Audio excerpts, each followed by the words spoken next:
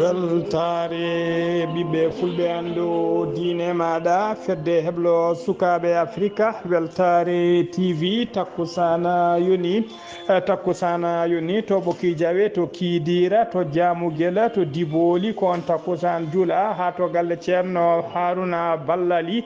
to gongueji liduɓe ha e nder commune Sinthiou Mamadou Boubou Ka e ko taari ɗum kala ene jeeya e gardini kabaruji men to leydi Mauritanie Amadou Tijane Thiam kañum woni ministre des mines et de l'industrie mo leydi Mauritanie o joddima ñalawma hanki o e ambassadeur joɗaniɗo leydi Sénégal e nder leydi Mauritanie ɓe jewti ko heewi ko fate jokkodiral moƴƴal hakkude leydi ɗe ɗiɗi ha tengti e fannu mine et industrie to leydi Sénégal catala bitengal PJF woni pôle judiciaire et financier ko catala kesal ngal nogas ɗiɗi magistrat halfinaɓe rewidade ko fate tumaɓe boljingol ngaaluji leydi ɓe dokkama doggol sappo e jeegomo sagata haɗaɓe yaltude leydi ndi e o saaha to leydi Mali Cukkela Kokkala Mayga hoore jagorɗe transition leydi Mali o bismima o bureau ji makko o joddima e biteɗo Issa Sangare ko taximan ko kañum tigui artirnonno équipe fugu koyguel Malawi naɓe yejjitnoɓe kay sakkos mumen e nder taxi makko e saaha garno fettude match mumen e nder leydi Mali on noon ko kañum tigui o artiri on sakkos tawa ne waɗi haalis kewɗo wondude passeport uji to leydi Guinée Conakry colonel Assimi to leydi Guinée Conakry colonel Claude PV dognoɗo kay tawa ko dognoɗo ene darto e hoore mum e nder kasoji to Conakry o wiyama teɓa toon to o tawi o nanga koto Libéria to leydi Côte d'Ivoire ko goski suka debbo goto taw fuɗɗiki gamutinde tawa tigui e nder appartement goto meublé kedde Afrique ko Alassane Oumar Mbodj habaruji men jolam jaɓeri ma jaa ha to leydi Israël yen to leydi Ukraine to Corée du Nord to dowlaji teltuɗe Amérique ha to leydi Liban e to leydi Russie bisimilla moni kenki hotodirte joni piren paccira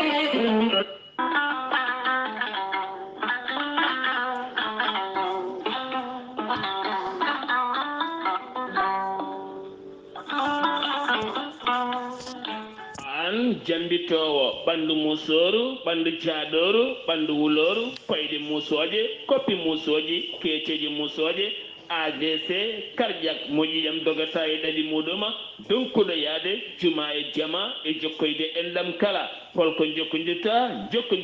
koye gorel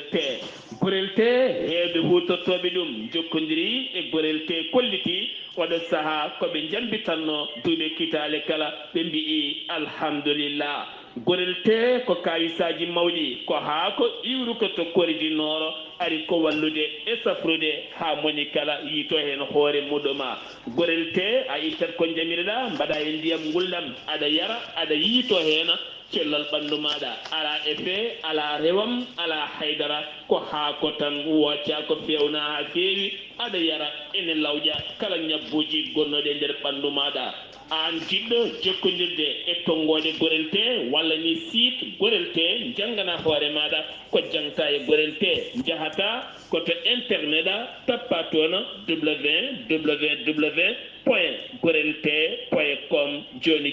jiya toon ko safrata e ñabbuji cuɗotoɗe ɓalli kala so tawi noon ko tonggode gorel te jiɗɗa hebde gonɗa koye nder leydi Mauritanie jokkodirta koye Adama Niang ɓuuri andirede Boy Nasa on noon mbatta ko 47 85 20 96 walla so tawi koto sehil baabi gonɗa e ko taari ɗum kala jokkodirta koye Elimane Ndiaye 46 57 85 92 so tawi gonɗa koto kay hayɗi e ko taari ɗum kala jokkodirta koye Acca Keɓe 46 48 86 walla so tawi koto Nouadhibou gonɗa jokkodirta koye Seyni Niassa mbatta ko 46 53 52 43 so tawi gonɗa koto États-Unis d'Amérique jokkodirta koye Abou Sow Kawral Fouta Business plus 1 34 77 01 56 77 so tawi gonɗa koto leydi France jokkodirta koye Harouna Ngayda 06 50 99 64 43 musidɓe tedduɓe borelte e jeese men dañen jama.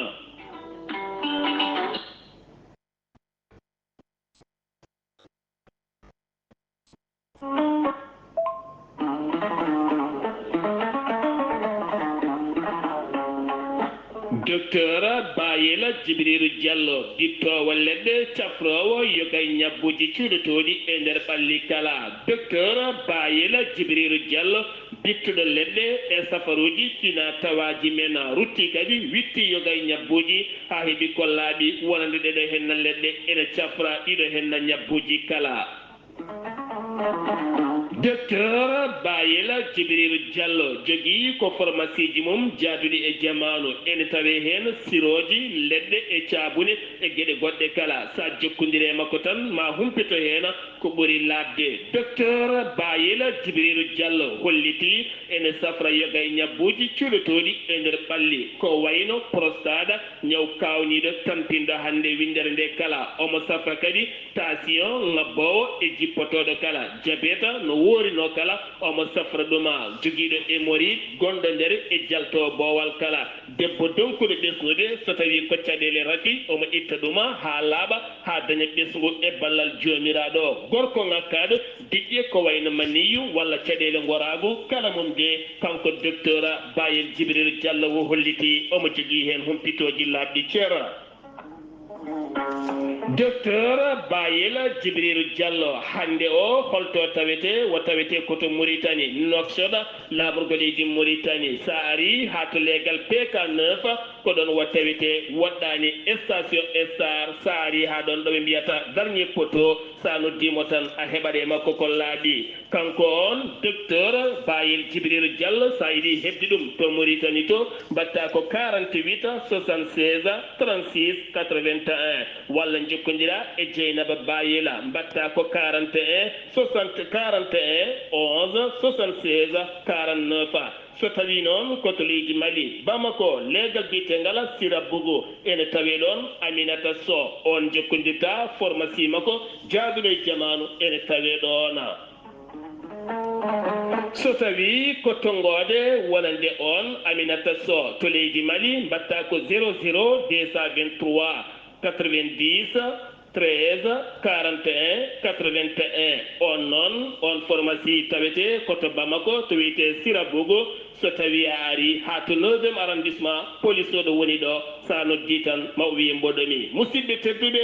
docteur Bayel Djibril Diallo e dow meɗen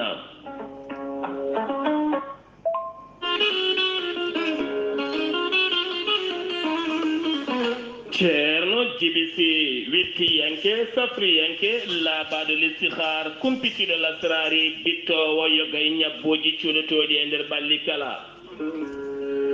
ceerno jibisi ene tintina dendagal bandiraɓe julɓe kala omo tawe hande o to Agnam Siwol tawete koye nder leydi Sénégal sa iwi banggue Wourossogui a ari ha to hôpital Agnam o sa ɓenni ɗon seeɗa sara ñiɓirde weefɗo ko ɗon ceerno jibisi tawete hande o ceerno jibisi wittiyanke yogay ñabbuji cuuɗotoɗi e nder ɓalli ko wayno fibron kiis e morit gonɗo nder e jalto bowal kala debbo donkuɗo ɓesnude caɗele gorago kala mum sa jokkodire ceerno jibisi ma a wi alhamdulillah ceerno jibisi ne jogui leɗɗe bittaɗe biyeteɗe muuɗa hirda sa muuɗi hen tan a yitoto hoore maɗa omo jogui leɗɗe goɗɗe bittaɗe waddete koye gaweje woni hen ma yaltinane sappo e tati rati woni hen sappo e jeenayyi woni hen ma yaltinane ha temedere ñaw kala ceerno jibisi laaɓaɗo listihar sa jokkodire makko arokimo inde nene maɗa ma o haalane indema e inde nene maɗa ma o haalane gueɗe ma kala ha cikka elle konon gonduno ngan sanga jokkondira e numéro makko Wave walla Orange Money on numéro noon sa yiɗi jokkondirde mum ko 00 221 ko numéro leydi Sénégal 78 128 35 98 so tawi noon ko tonggode makko appel ene waɗi WhatsApp mbawa jokkodirde makko mbatta ko 00 222 ko tonggode leydi Mauritanie 47 22 80 84 minni ko ene tawe to Noksoɗa ceerno Alassane Sy laaɓaɗo golle ɗe kala jiɗɗo jokkodirde on mbatta ko 00 222 32 62 04 99 base makko tawiteɗe tokkay hayɗi e jokki ha hande gollude sa jokkodiri e tonggode ceerno Djiby Sy ma ɓen ko ɓuuri labde musidɓe tedduɓe taweteɓe to Agnam e diwanuji ɗin kala e aduna kala ceerno Djiby Sy e dow moɗon kettude kaburuji mon e demgal pula Afrique, Asie, Europe, Amérique, Moyen-Orient, Océanie. jam ñalle mon musidɓe tedduɓe eɗen gone alarba 17 lewru septembre hitande ujunnaji ɗiɗi e nogas e nayyi habaruji mon e ɗemgal pular e sawte he ko musidɗo mon sehil mon Ghali Abouba to karallagal ha mbawon yiide en to banggue natte ɓosoje ko meñi men sehil men Saydou Abouba hono no mbirɗen gardidi kabaruji men koto leydi Mauritanie puɗɗorɗen ko ñande altine ɓennuɗo 16 lewru septembre hitande ujunnaji ɗiɗi e nogas e nayyi wonno ñalawma taw ko ñalawma uddugol woni clôture taw ko concours de pêche sportif woni tigui awo tawi ko awo gonduɗo e sport ɗum noon wonno ko toon Nouadhibou supervise no golle ɗe noon ko conseiller gouverneur mo Dakhlet Nouadhibou taw ko chargé des affaires sociales et politique ko ngolɗo noon watti lawol joyɓiwol woni 5e édition ko kawgel ngel ene yuɓɓine e nder Nouadhibou tawi kadi ko kala hitande ngel waɗate fuɗɗori noon ko yimɓe kay hewɓe tawi ko professionnel uji en tawi ko professionnel uji en e on fannu e pelle taw ko pelle international tawi ko pelle international notitima hen tigui hano hannirta ni yuɓɓinno concours o noon ko fedde taw ko fedde witende Imraguen woni association mauritanienne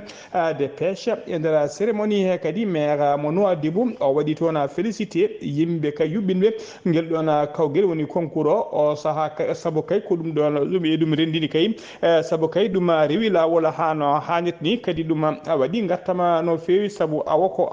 holliri tigui awa ko activité ji tigui gandiraɗi wuuro Nouadhibou ngo ko Nouadhibou jeeyi ɗum kadi ɗum saabima ha nokku woni plage o ha wawi tigui laɓɓinede ceer fittama dendagal kurjoraji e gueɗe gonnoɗe hen kala ittama o holliri kadi e ɗum moƴƴi e environnement no fewi kadi ko ɗum coftal ɓalli so ɗum ɓenni kadi e ɗum ɓaaje tourisme en e oɗon fannu siftude on noon concours o fuɗɗino ko guila ñande 13 lewru septembre ɓe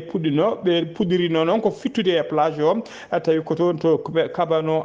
ko ɓe dewni hen noon ko wadde tigui awa ngo tawi kay ko pêche sportif tawtorama concours o noon tawtorama kawgel ngel noon hono préfet mo Nouadhibou et délégué régional de la culture des arts et des communications won taw kañum kadi woni wondude cukko consul Maroc toon to Nouadhibou e membre uji fédération mauritanienne de pêche ɓeɗo kala mbawi tawtorede kawgel ngel ha joni ko leydi Mauritanie keɗoɗen to Tembédara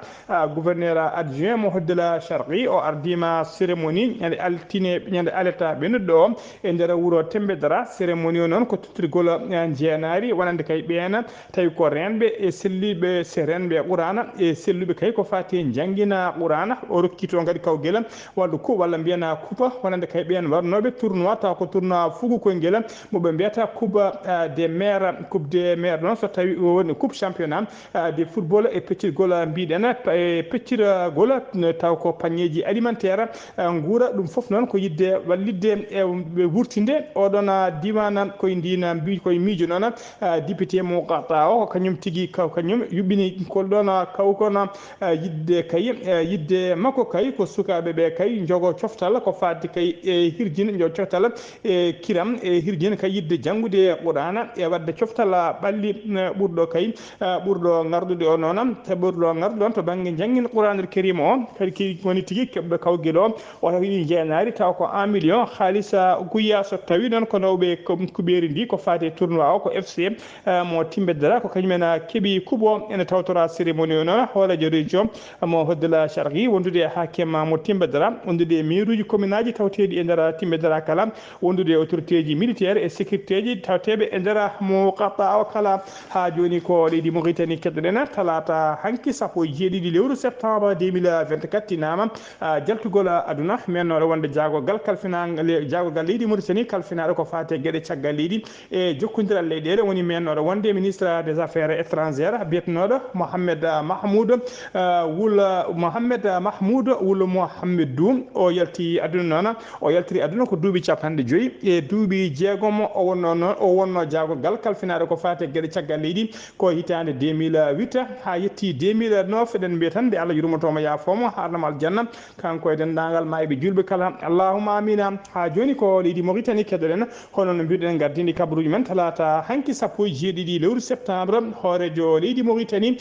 tawi kadi ko kanko woni hoorejo fedde union africaine o bismima o joddima en audience to palais présidentiel to e jagorgal leydi Burkina Faso kalfinaɗo ko fate transport hono biyeteɗo Émile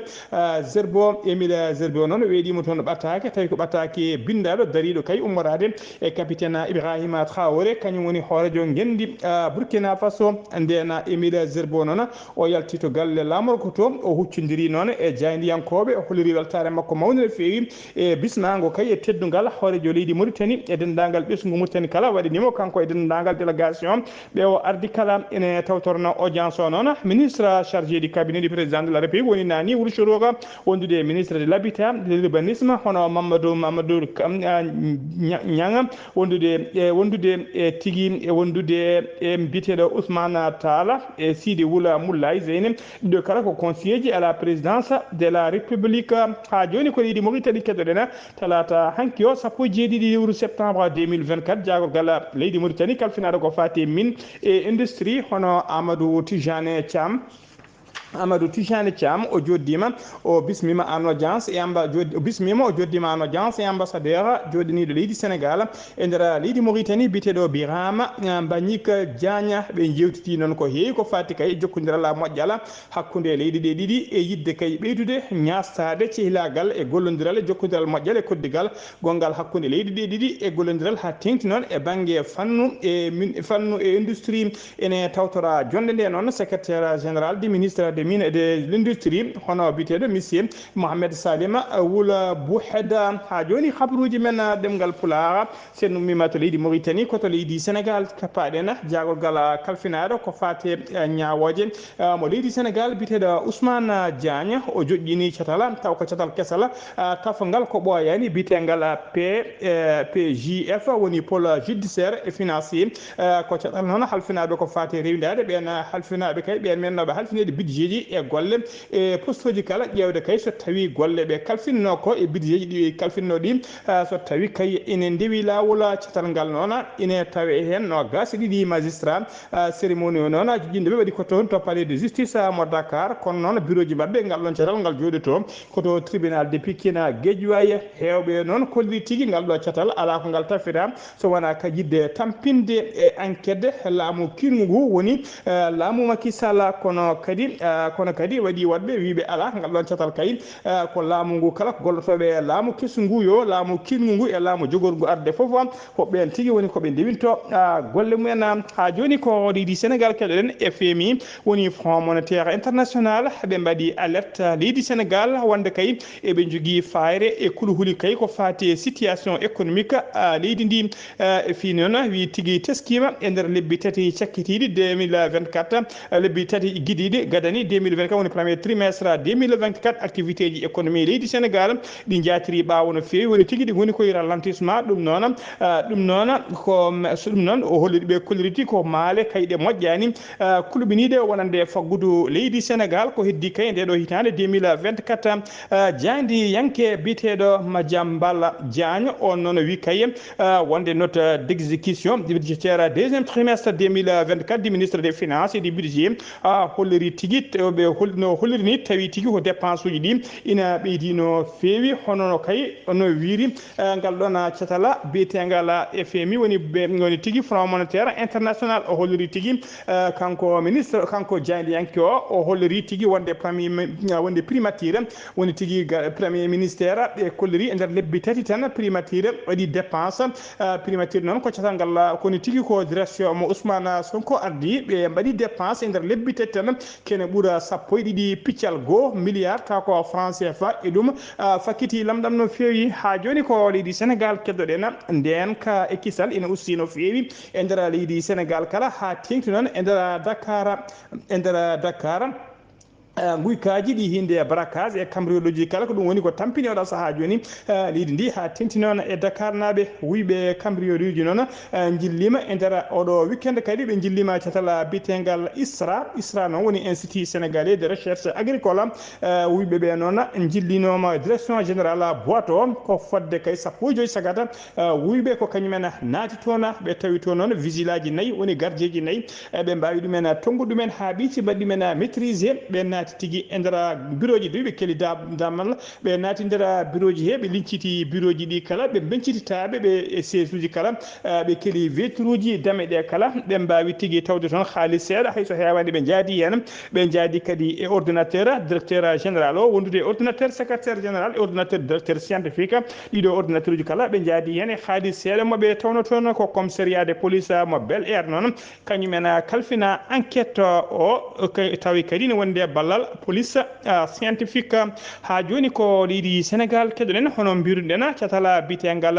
BJF woni pôle judiciaire financier ƴetti golle mumen ko ɓooyani ɓe ɓooyani tan ɓe dokkama doggol kadi 16 neɗɗo haɗaɓe kay limtaɓe haɗaɓe yaltude leydi Sénégal kamɓe kala noon ɓe jeeya koye laamu kinu ngu woni koye laamu Macky Sall ɓen 16 o noon woni ɓeɗo e nder ɓenen tawe hen oɗo biteɗo député ancien député Farba Ngom wondude biteɗo Aliou Sall tataɓo o ko maître Babacar Thiam so tawi ko nayaɓo o ko Félix Antoine Diome battowo jeeyaɓo o ko Mame Mbaye Niang battowo jeegom o ko Mansour Faye jeeɗiɗo ko Mamar Sall so tawi ko Mamar Sall so tawi ko battowo jeetato ko Gabriel Kane battoɓe jeenayo o ko Moussa Sow sappo ko biteɗo Pouna sappo e goho ko Samuel Sarr sappo e ɗiɗi ko Abdoulaye Saydou Sow so tawi ko battowo sappo e tati ko Cheikh Oumar Anne so tawi ko battowo sappo e nayyi ko Mansour Diallo battowo sappo e joyi ko Lat Diop sappo e jeegom ko Mame Boye Diawo ko ɓeɗo tigui doggol woni koɓe dokka ɗum noon kadi oɗo liste ko liste provisoire woni tigui liste o uddani ɗamina tigui e ɗeɗo balle walla ɗiɗo waktuji ma liste uji goɗɗi mbawa yaltinede jayde witede Kanar nden kay haɗa ɗon de holliri tigui wonde kay ɓeɗo jofaɓe feɗendu hay Macky Sall so renaki jogorani dadde hen saabu kay so renaki jogori ko waɗete ko wiyete poursuivi taw ko pour crime contre l'humanité hono no Dadissa Camara gardinoɗo leydi Guinée walla hono Yaya Jammeh gardinoɗo leydi Gambie walla Hissène Habré gardinoɗo leydi Tchad hono ko ɓeɗo mbaɗano ko ɗum tigui o holliri Macky Sall ko toon jogori faade wona konguɗam noon ko konguɗi jayde witede tigui le Canard ha joni ko leydi Sénégal keddoɗo en caggal kay caggal jiilaw cattuko no fewi mbaɗano kay tawi ko douane e police kala mbaɗanno kaɗona jiilaw ɓe jiitimo noon ɓe jiilatno o hono biteɗo Elhaji Malick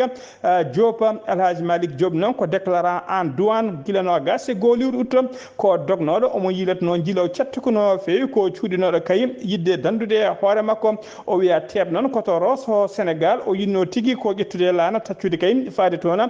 to leydi Mauritanie o waɗama transfert noon to Dakar o tuuma noon ko addude kay e kala saaha marchandise uji kewɗi no fewi ci ɗum caggal leydi sans déclaration douane préalable no foti wonirde ni o nanna ɗum e nder leydi he nanggugol ngol noon jeeya tigui koye enquête mo douane ko waɗata ko fadde kay importation non déclaré to port autonome mo Dakar transitaire uji tati kadi goɗɗi nanggama hen e nder enquête he ko ɓe nder ɓen nanggaɓe tawe hen biteɗo Baba Gueye e biteɗo Diaga Diouf ɓeɗo kala mbiyama hen teeɓa ha joni ko ruuji men ɗemgal Pulaar to leydi Sénégal jeeten ko toon to Madina Gounass noon yuɓɓinama toon tawi kadi ko Modou Nabi ma enquête to musidɗo men sehil men hono correspondant men permanent Amadou Samba Lo a salminama a juurama. Walaikum salam wa rahmatullahi ta'ala wa barakatuhu ghali abouba mi salminima kadi mi juurimama mi salmini dendagal bandiraɓe tetoɓe weltare tv weltare ɓuɓɓe fulɓe andu dina ma ghali abouba on mawdu nabi sallallahu alaihi wasallam bannoɗo e nder leydi ndi kala eɗen gandi Tiwawon heedani hen caggal min tagui sete timmuɗo ceerno men khalifa men ceerno Allah Jama Tidiani Ba haliftude Madina Gounass wawi nelde hono ɓiyum hono ceerno Abdoul Jabbar ceerno yaade hawrede on mawlud nabi sallallahu alaihi wasallam ɗon ɗo wuuro men Tiwawon o wawi yettade toon noon kadi ɓen kadi mbawi jaɓɓade ɓe lattude wuuro ga mbawi yaddude makko ha to khalifa o mbawi kadi yewtide kono kadi mbawi kadi hollude weltaɓe no feewi e on seeto mo ceerno Allah Jama Tidiani Ba neeli yaade toon ɗo Tiwawon gam hawrude e mawlude on gille noon oɗo saaha hanki mo kalten saaha Dawba hanki kikiɗo on seeto janoɗo wawi artude ɗo e nde wuttudungo Madina Gounass Ghali Abouba gil noon nde mawludo ɓenni Ghali Abouba toɓoji kewɗi machallah jippima e nde wuuro ngo gila joom mawludo ha oɗo saaha ko ndiyam kewɗam ene jippo asmawno ƴewnirani ummo tan toɓa ndiyam kewɗam kono alhamdulillah alamin wonno sara Madina kala ko faroji goni hen kala ndiyam garɗam kottonde faroji payata kono kadi hay beeli nan saraji wuuro ngo wayno kosoɓe ko nandi hen kala ndiyam garɗam ko toon fayata lorani hay goto taw ndiyam natani galle mum natani cuuɗi muɗum kono ɓittinani beddaji ɗe ha kadi buusi ya garta o ene wuuro ngo ɗum suwata wadde kono gam ndiyam kam machallah jeppi mon moƴƴi ɗiɗi monaji kala nangue yaltani kono ndiyam ene reggodiri kono ko jaam tan alhamdulillah min Ghali Abouba mi salmini mi juurimama no fewi ko musidɗo moon Amadou Samba Lo ɗo e Madina Gounass fewde weltare tv weltare ɓiɓɓe fulɓe andu diine ma Ghali Abouba. Amadou Samba Lo a salminama juurama golle ma jooɗi peewi enen ñaago Allah tan yo Allah jundata gurdam ceerno eɗen ñaago Allah kadi ya taw ndiyam jippiɗam ɗam ko belɗam allahumma amina sen ummima to Madina Gounass koto leydi Mali paaɗena leydi Mali heeɓi hanki talata janguta ko jangu seɓitigo musnu no fewi e nder Bamako lamorgo leydi ndi taw kadi ko to école gendarmerie e to aéroport militaire mo falaji fama noon notitima hen tawi kay koye mbadi renfort laamu ngu noon holliri wonde kay oɗo saaha joni la situation est sous contrôle woni kay polgo artiniɓe kadi jaam arti toon e oɗo saaha joni ardiɓe laamu leydi mbali noon kolliri tigui koye guerre ɓe goni e oɗo saaha joni ɓe kolliri kadi eɓe kadi jertina pitta wonde kay eɓe jertina dendagal wonde kay eɓe jirliti pittali mabɓe kala yeytade pittali mabɓe haɓade terrorisme en no jaam e kisala duumori e nder leydi he ardiɓe ɓe noon ɓe mbaɗi erago fade dendagal soldateɓe kala yo gandu kala to goto mabɓe wawi wonde so dow leeso so nder leeso so less leeso to wawi wonde kala yo andu kaye koye guerre ɓe goni ha joni koye on fannu keɗoɗen catala CEDEAO holliri mette mum mawde no fewi fecci sunare mum kadi e mette mum wonande kay leydi Mali e nguɗo janggo seɓɓitiɓe waɗago toon to Bamako CEDEAO noon duwanima dendagal mayɓe hen e mayiraɓe heeɓe kala eɓe wiya tan mayɓe nde Allah yurmotoɓe yafoɓe mayiraɓe nde Allah rokkata ɗumen no muñori eɓe kollira kadi wonande dendaɓe duno dendagal barmuɓe hen ɓe kala moni kala nde Allah rokkata ɗum cellal mum ha timma CEDEAO kadi ha joni ne hesɗitina kay leyɗele denda leyɗe foof falle tawateɗe nder sous région kamɓe kala yoɓe gandu wonde CEDEAO koye ha joni darde mum e fayide mum e yidde mum kay ko nde jaam duumoto e jaam e darato beele kay jaam ne duumo e sécurité stabilité kala ne duumo e nder sous région e nder falde nde kala ha joni ko leydi Mali keddoɗen PMI di Mali addi ballal mumen taw ko ballal guura paydungal no fewi faade ɓen doga moltoyo en woni tigui les déplacé tawi ko wurɓe toon to falaji e nder leydi Bamako cérémonie noon waɗi tigui ko guila ñande sappo e ɗiɗi lewru septembre 2024 ɓe pecci toon noon guura kewka no fewi tawi jaaru kaɗon guura ko pecci noon jaaru mum e manki million ngaji jeeɗiɗi ko seeɗa saabu ko 6 826 250 francs CFA cérémonie noon waɗi ko yesso teddungal directeur général PMI di Mali hono biteɗo Fassiri Doumbia ɗum noon kadi ɗum waɗi kadi ko saaha kay mawninugol manditare wattore duuɓi capanɗe tati ɗi PMI Mali dañi e nder leydi he ha joni habruji men to leydi Mali kettoɗen ha joni Choukhela Kokla Mayga ko hoore jaggoɗo leydi Mali o bismima o joddima talata hanki sappo e jeeɗiɗi lewru septembre e nder bureau ji makko e biteɗo Issa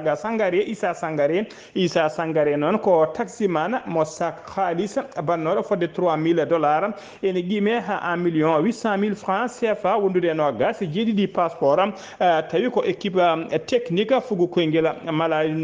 malawinaɓe arnoɓe fettude kay to nata Bamako ɓe en jejjinno oɗon sakkos e nder taxi makko nde o teski noon on sakkos ko ɗon tigi o rutti ha to hôtel to jippinnoɓe to o nawaniɓe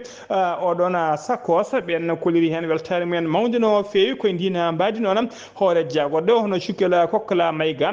bismimo to bureau ji mum tawi kadi ene wondi e ministre de refondation de l' état hono biteɗo ibrahima ikasa mayga e ministre de l' artisanat du tourisme biteɗo andogoli guindo ɓe kolliri hen kamɓe kala weltare mabɓe mawde no feewi faade kay e oɗo isaga faade oɗo issa sangare ɓe kolliri tigui wonde ko waɗi ɗo ko teddongal a waɗi ko leydi mali kala o teddini nde ɗo tigui neɗɗagal a waɗi ko holliri tigui ko neɗɗagal leydi mali kala saabu kay wiyete ko ɓe jeehino to mali sakkos mabɓe yejjitama e nder taxi man o artiri ɗum noon ko tigui ko waɗi ko teddugal wonande leydi mali kala kadi malinajo kala no woniri to wawi wonde kala ne foti weltade e ɗeɗo gueɗe paydinde no feewi ha joni habaruji men demgal pulara sen ummima to leydi mali paaden koto Guinée Conakry biteɗo ancien colonel de l' armée ne wiye Claude Pivi noon ko dognoɗo kaso kay ne dartoyi hoore mum tigui caga taw kadi juuɗe makko mo jeeyno kay ɓuurɓe jofade kay warnoɓe wargoji e violoji bannude rewɓe tawa ko ñande 17 septembre 2009 toon to stade mo Conakry ko dognoɗo kay omon dartoyi hoore makko o wiyama teeb noon koto Libéria o nanga ko saaha kay police wonno e patrouille mum ko ɗon tigui fatte makko waɗi t-shirt e kilote ko ɗon ɓe mbimo teepa ko guila gase tati guila noon 2023 ko guila nden o hebno fartan kay yaltude e kaso e nder Guinée ko dognoɗo guila nden ko jilo cattuka wonno e makko wadde o wiyama teeɓa sen ummima ko Guinée pay ko nden ko to leydi Côte d'Ivoire ñande alarba 11 woni alarba ɓennuɗo ɗo ko goski suka debbo goto puɗɗiki gamutinde kañum tigui yiita tawa kadi ne taaƴa waɗa kette ene ɗacca e nder résidence goto meublé to 2 plateau sara commissariat de police mo 12e arrondissement ne tawi nder Cocody to Abidjan o arno noon orduno toon noon kene wona joni balɗe jeegom orduno toon koye client makko goto on paamiti koye rewɓe e wurɓe e terɗe mumen gorko o noon ko kañuma luuno nokku o tawi kadi nokku nodduno ko ɓi joom nokku o tawa ko nokku luuteɗe waɗi numéro uji o luwi noon o sohli omo sohli nokku o luwdi ɗum fodde jonte ɗiɗi tawa foof koko werta arata tan naata caggal nde yomo sohli ɗum jonte ɗiɗi noon watti ko yoɓirde balɗe seeɗa walla ñalawma kala mo yoɓa ha ɓooyi o natti yobde caggal ɗum noon ɓeɓe donki yitudemo e kala saaha ɓe noddamo numéro téléphone o yahata ko ɗon kadi hawre vigile woni denowo nokku o gardien nokku o teskima tigui odeur mettude no feewi woni hendu farkoru muusu no feewi kañum tigui noddi joom galle o haalan ɗum tawi ko debbo biteɗo madame Dozo haalan ɗum nde on ari noon tawi tigui ko odeur mettude no ummo e nder suudu tawa ko suudu sokinde ko ɗon miijo arniɓe ɓe noddoyi police ko police dajjiti bafal ngal ɓe tawi suka debbo o tigui ene leeli ƴiƴam tawi kadi goskiki fuɗɗima gamotinde ɓe tawi noon ko terɗe makko yoga e terɗe makko ene itta woni les organes kewɗe majje kay koko itta baɗɗo ngal ɗon baɗalo ene naati e so ene ronki yitede numéro téléphone moɓe noddirannomo numéro o ronka yitede ɗonka tigui yaade haɗani noon enquête luggo waɗama hen ha o wiyama teeɓa suka debbo o baɗaɗo noon o wiyeteno tigui ko yuhu ya Ange Emmanuel koye rewɓe mbiɗen wurɓe terɗe mumen ko Côte d'Ivoire naɓe kewi wiide géreuse de Gigi ko hen jeeya barɗo hoore o noon wiyama teeɓa ko alarba hande o wiya teeɓa e oɗo saaha joni mo tawe e juuɗe dadiɓe enquête jaajo tigui nana uddita e makko habaruji men ɗemgal pulara habaruji men joolam jaɓiri koto leydi Israël paɗena talata hanki o to wargo Gaza e nder combat ji bannoɗi toon Israël wasi hen militaire uji mum nayyi ko joguiɗo noon konngol armée leydi Israël ɓayini habaru o alarba hande 16 lewru septembre o holliri kadi wonde ɓe mbarminanama militaire uji jeegomo wonɓe mbarmi hen waraɓe hen ɓe kala noon ko soldateji woni yaroɓe duuɓi nogas fayi duuɓi nogas tati koto leydi Ukraine paaɗen laamu leydi Ukraine holliri tigui wonde kay militaire uji mabɓe bombardi ɓe pirti ha sori ladde dépôt mawɗo no fewi taw ko dépôt kaɓɓirɗe topetlaji e munition wondude missilaji to moftatno on dépôt noon tawe e nawetaɓeɗen missilaji wonno koye nder région biteɗo Tver to funnague leydi Russie ko jamma talata hanki o ɓe bombardi oɗon dépôt koto Corée du Nord paaɗena Corée du Nord waɗi laamu mabɓe heewi wadde kala saaha so aynade kay missilaji ɗi hinde balistique sara dara kerol hakkunde mabbe hoddibe mabbe tabe kewi weddare koy bangi maayo subaka alarba hande o ko kadi be aynima tona ko adi kay ko kafene yarata kadi be aynima tona misila balistique no identifié ko gollo non watti lawol didi bi wala e der ndedo yontere wotere ko be meddo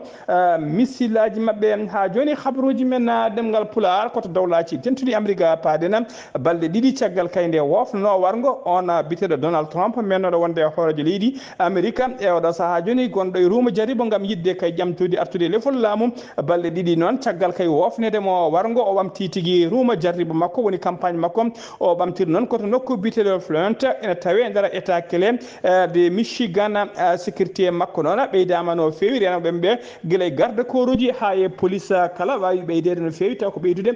den ka makko ko don kadi hay den ka debbo kay mo daftodirta e odo saha kanyum e hoore mum sécurité mum wawi beydede no fewi ko to leydi Russie padena to leydi Russie non fusillade woni pellondiral muskal wadi alarba hande sappo jeetati lewru septembre to siège